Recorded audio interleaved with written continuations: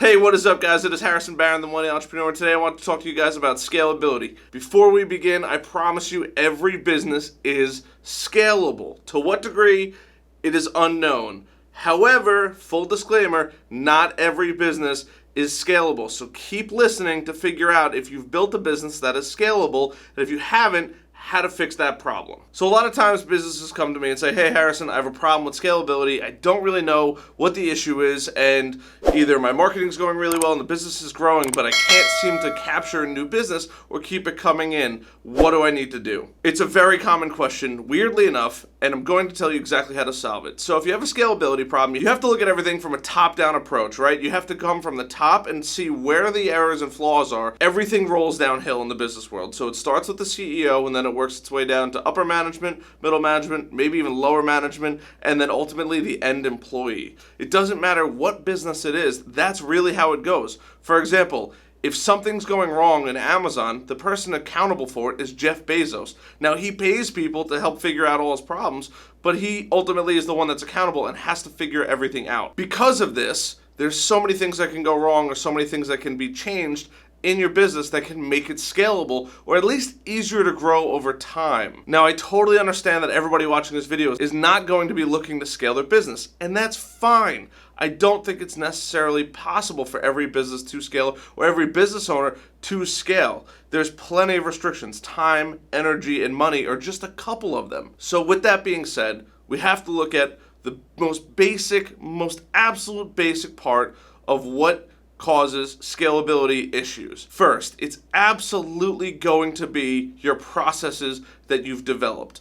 Really good entrepreneurs figure out really good processes early on. And ultimately, when they build these processes, it's just adding and adding and adding over time that's going to add these building blocks to ultimately build what they want to build. Really successful business owners understand that, and when they understand that, they know that if they can't figure it out themselves, they need to bring somebody else into their facility or into their company to say, hey, look at our processes, look at what we're doing, and how do we fix it so that way we can make it scalable. Other business owners, for example, small businesses that can't afford consulting, have a hard time with this. A lot of times they're thinking too small. They're either afraid of change, they're afraid of something going on, or they're not sure where to take the next steps. If you're a small business and you're not sure where to take the next steps, start Googling.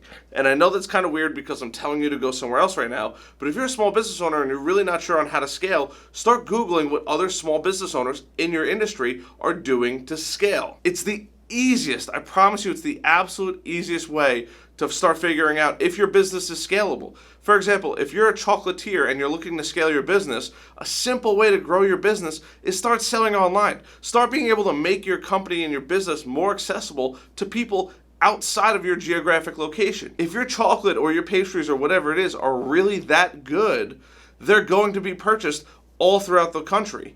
I promise you this is true. I personally went to a cookie shop over in Jersey City. It's called Bang Cookie. They make phenomenal cookies. They offer shipping all around the country. Because of this, I asked them, I go, what's the furthest you've shipped? They go, we've literally shipped everything from Montauk to California.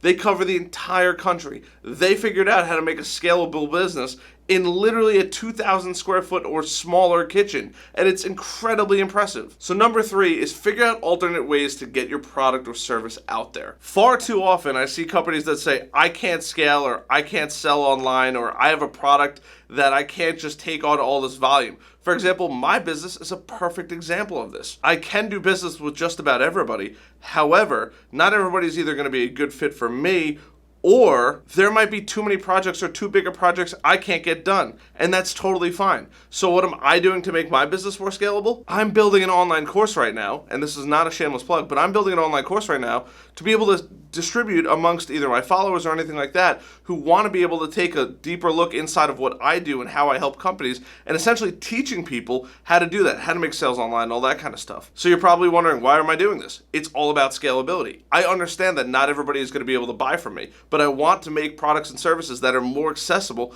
to the general public. instead of being able to ship a cookie or ship a piece of chocolate throughout the country, I'm going to be building an online course that's accessible anywhere. That's my way of scaling in a different area of my business. Another way of scaling, and this is really good for law firms or accounting firms or anything like that, is adding more employees and adding more of a workforce. When you have that, now you can start to take on bigger jobs and more work. So for example, that's another thing that I want to do with my company. When you take those things in, you might start with a small law practice of 1 or 2 or 3 partners, but as time goes on and goes on and goes on, you're going to be able to start adding more and more and more and more different lawyers and personnel inside your company that is ultimately going to help you grow, getting larger accounts, more money, and ultimately more work throughout the country as your name builds. Now, like I said, there are catches to things. If you're a construction company, scalability is really difficult. I suggest to everybody starting a YouTube channel or starting an Instagram. Ultimately, if you're a construction company and you're like, there's no way I could scale, it's impossible. I can't do business, if my company's on Long Island, I can't do business in Georgia, or I can't do business in California.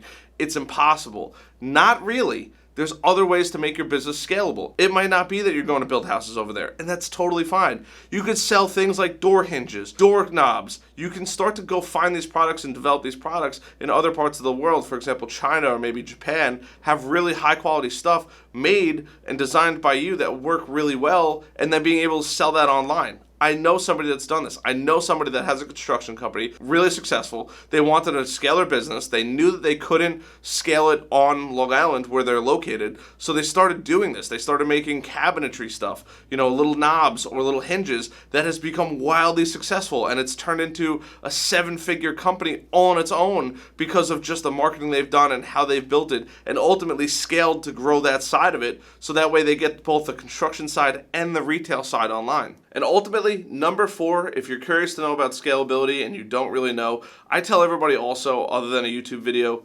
start blogging. If you could get more traffic to your website, even if you can't do business with people and you don't want to go find a product somewhere else that you could sell, start getting traffic to your website and start putting in affiliate links, things that might make you commission from Amazon, maybe commission from other sources out there or anything like that, that's ultimately going to help drive traffic into your company. And it might not make it quote unquote scalable, but at least it'll help bring in a second source of revenue. That way, cash flow and money flow becomes less of an issue over time, ultimately growing your business so you succeed. Thank you guys for tuning in. I appreciate it. If you guys found something valuable in this video, please leave a comment down below. Hit that subscribe button, smash that like button, and if you really want, hit that little bell so that way you never miss out on another video that can ultimately help you grow your business or your sales practice. That is what this channel is here for, and that is why I keep making these videos, because I genuinely want you to succeed. I'm going to just go off on a little tangent right now, but my friends are so curious to know why I'm doing this, and I genuinely want other people to succeed, and that's why I've started this. I put in a crazy amount of work into these videos just solely for that purpose, and if I could change somebody's life in these, that means I'm winning. Thank you guys so much for viewing this. Thank you guys so much for watching this. I do appreciate it. I'll see you guys on the next one. See ya.